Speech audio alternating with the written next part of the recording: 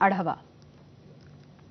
राज्यामध्ये मुख्यमंत्री समृद्ध पंचायत राज अभियान राबवलं जाणार आहे। राज्य मंत्रिमंडळाच्या बैठकीमध्ये मंजुरी। ग्रामपंचायत, पंचायत समिती आणि जिल्हा परिषदेला प्रोत्साहन दिलं जाईल।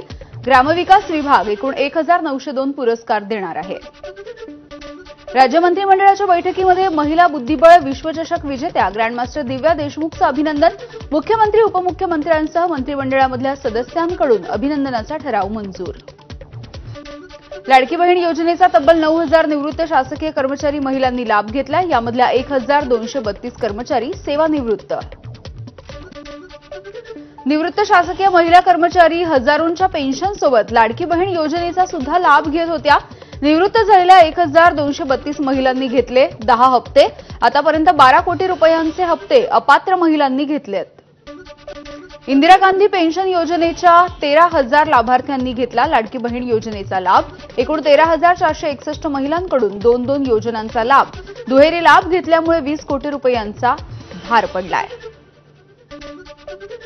जय जवान गोविंदा पथक नाराज। प्रताप सरनाईक यांच्या प्रो गोविंदा स्पर्धेमध्ये सहभागी न करून घेतल्यामुळे व्यक्त केली नाराजी। आयोजकांनी राजकारण करून आम्हाला बाहेर काढल्याचा आरोप आहे।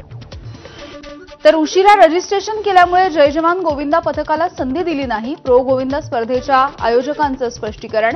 गोविंदा या खेळामध्ये राजकारण न आणण्याचंही केलं आवाहन। पोलीस पाळत ठेवत असल्याचा एकनाथ खडसे यांचा आरोप आहे। पत्रकार परिषदेसाठी साध्या वेशामध्ये पोलीस आले होते। खडसेंनी माध्यमांना दिला साध्या वेशामधल्या पोलिसांचा व्हिडिओ।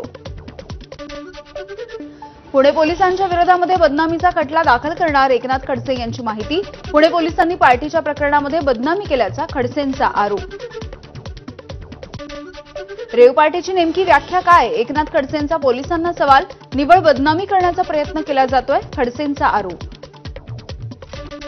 ससून रुग्णालयाचा अहवाल बदलला जाण्याची एकनाथ खडसे यांनी व्यक्त केली भीती। आपल्याला पोलीस यंत्रणेवरती संशय असल्याचं खडसेंचं वक्तव्य। उद्धव ठाकरे येत्या गणेशोत्सवामध्ये राज ठाकरे यांच्या निवासस्थानी शिवतीर्थावरती जाण्याची शक्यता आहे। 27 किंवा 28 ऑगस्टला उद्धव ठाकरे राज ठाकरे यांच्या घरी जाण्याची शक्यता, सूत्रांची माहिती। ठाकरेंच्या शिवसेनेचे नेते आता राष्ट्रपतींची भेट घेणार आहेत। अंबादास दानवे यांची माहिती। भ्रष्टाचारी मंत्री आणि आमदारांना बडतर्फ करण्याची मागणी करणार। करुणा मुंडेंनी धनंजय मुंडे यांच्या विरोधामध्ये दाखल केलेल्या याचिकेवरती पुढील सुनावणी ही 16 ऑगस्टला। धनंजय मुंडेंनी विधानसभा निवडणूक शपथपत्रामध्ये खोटी माहिती दिल्याची करुणा मुंडे यांची तक्रार। संजय राऊतांनी नितेश राणेंच्या विरोधामध्ये दाखल केलेल्या मानहानीच्या प्रकरणामध्ये 11 ऑगस्टला पुढची सुनावणी। आजच्या सुनावणीच्या वेळेला नितेश राणे यांनी हजेरी लावली होती। शेतकऱ्यांच्या कर्जमाफीसाठीचे पुढचे आंदोलन आता मुख्यमंत्र्यांच्या नागपूरमध्ये होणार आहे। बच्चू कडू यांची घोषणा। दुष्काळ पडला तरच कर्जमाफी देऊ असं मुख्यमंत्री म्हणत असल्याचं कडूंचं वक्तव्य।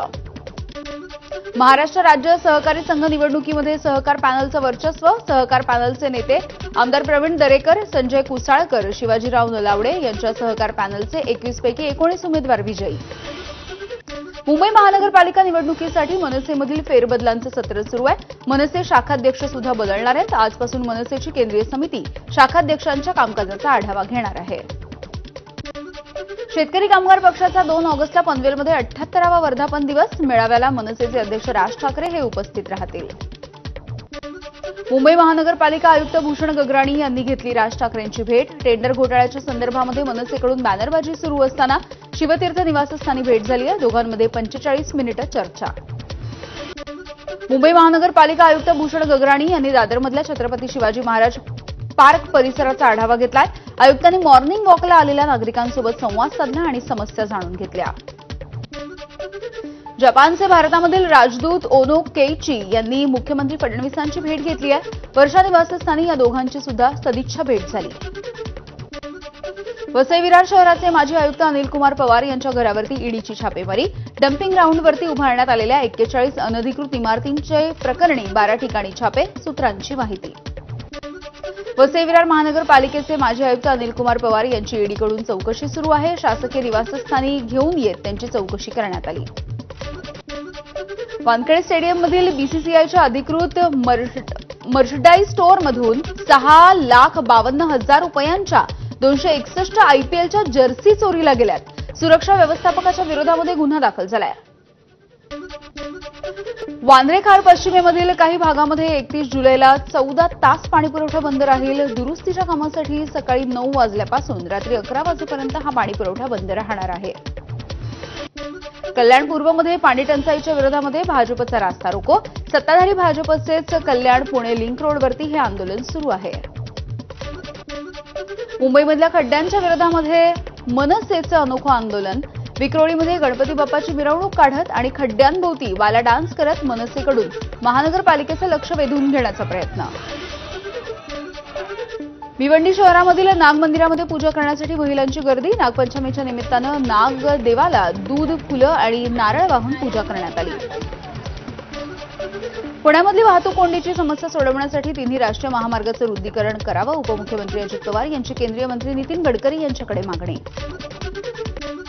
सोलापूर महानगरपालिकेच्या निवडणुकीमध्ये भाजपचाच महापौर करण्याचा भाजप नेत्यांचा निर्धार आहे. पालकमंत्री जयकुमार गोरे यांच्या भाजप कार्यकर्त्यांना कामाला लागण्याच्या सूचना. उपमुख्यमंत्री एकनाथ शिंदेंनी घेतली माजी मंत्री तानाजी सावंत यांची भेट. सावंत यांना पुन्हा एकदा मंत्रिमंडळामध्ये संधी मिळण्याच्या चर्चांना जोर आलाय. कंत्राटदार हर्षल पाटील यांच्या कुटुंबियांची राष्ट्रवादीच्या शरद पवार यांच्या पक्षाचे प्रदेशाध्यक्ष शशिकांत शिंदे आणि जयंत पाटील या दोघांनी भेट घेतली आहे. घरी जाऊन त्यांच्या कुटुंबियांचं सांत्वन करण्यात आलं. जिवंत नागपूजेसाठी जगप्रसिद्ध असलेल्या सांगलीच्या 32 शिराळा गावामध्ये नागपंचमी. प्रतिकात्मक नागाच्या प्रतिमेचं पूजन करून ही नागपंचमी साजरी झाली. सांगलीच्या 32 शिराळ्यामध्ये 23 वर्षांनी मंदिरामध्ये जिवंत नागाचं दर्शन. नागदेवतेच्या संदर्भात माहिती देण्यासाठी कोर्टाच्या निर्णयानुसार 21 जणांना परवानगी. खडकवासला धरणामधून सध्या मुठा नदीमध्ये पाण्याचा विसर्ग सुरू आहे. त्यामुळे मुठा नदी पात्रालगतच्या एकता नगर परिसरामधल्या इमारतींच्या पार्किंगमध्ये सध्या हे पाणी शिरलंय. प्रशासनाचा सतर्कतेचा इशारा. पुण्यामधल्या खडकवासला धरणामधून 24,700 क्युसेकनं सध्या विसर्ग सुरू आहे. भिडे पूल आणि रस्ते पाण्याखाली गेलेत. डेक्कन परिसरामधले रस्ते सुद्धा पाण्याखाली. चंद्रभागेमध्ये 90,000 क्युसेकपेक्षा जास्त वेगानं पाण्याचा विसर्ग सुरू आहे. वाळवंटामधली मंदिरं पाण्याखाली गेली आहेत. अत्यंत धोकादायक पाण्यामध्ये भाविकांचं स्नान सुरू आहे. प्रशासनाचं मात्र दुर्लक्ष. जागतिक व्याघ्र दिनाच्या निमित्ताने चांदोली अभयारण्य परिसरामध्ये शाळकरी विद्यार्थ्यांकडून वृक्षारोपण सुरू आहे. पर्यावरण संवर्धनासाठी जंगल आणि झाडं वाढवणं, ती जपणं गरजेचं असल्यामुळे हा उपक्रम. पाटणच्या मल्हारपेठमध्ये भर वस्तीमध्ये बिबट्याचा कुत्र्यावरती हल्ला. ही सगळी घटना सीसीटीव्हीमध्ये कैद झाली आणि नागरिकांमध्ये भीतीचं वातावरण आहे. आश्रमशाळांमधील समस्या आणि प्रशासनाच्या उदासीनतेच्या विरोधामध्ये नाशिकमध्ये आंदोलन करत असताना राष्ट्रवादीचे आमदार नितीन पवार यांची जीभ घसरली. 5 तास ठिय्या मांडूनही संबंधित अधिकाऱ्यांकडून उत्तर मिळत नसल्यामुळे नितीन पवार संतापले. महानगरपालिकेच्या निवडणुकीसाठी काँग्रेसकडून तयारी. नाशिकमधील 3ही विधानसभा मतदारसंघामधल्या इच्छुकांचे अर्ज स्वीकारून त्यांच्या मुलाखती घेणं सुरू आहे. येवल्यामध्ये दुचाकी चोरी करणाऱ्या 2 जणांना पोलिसांनी ताब्यात घेतलंय. चोरीच्या 6 दुचाकी सुद्धा पोलिसांनी जप्त केल्या. येवल्यातील रास्ता रोकोच्या प्रकरणी शिक्षक आमदार किशोर दराडे यांच्यासोबत 58 जणांवरती गुन्हा दाखल. विंचूर चौफुलीवरती गाळेधारकांच्या प्रश्नांच्या संदर्भात त्यांनी आंदोलन केलं. पावसामुळे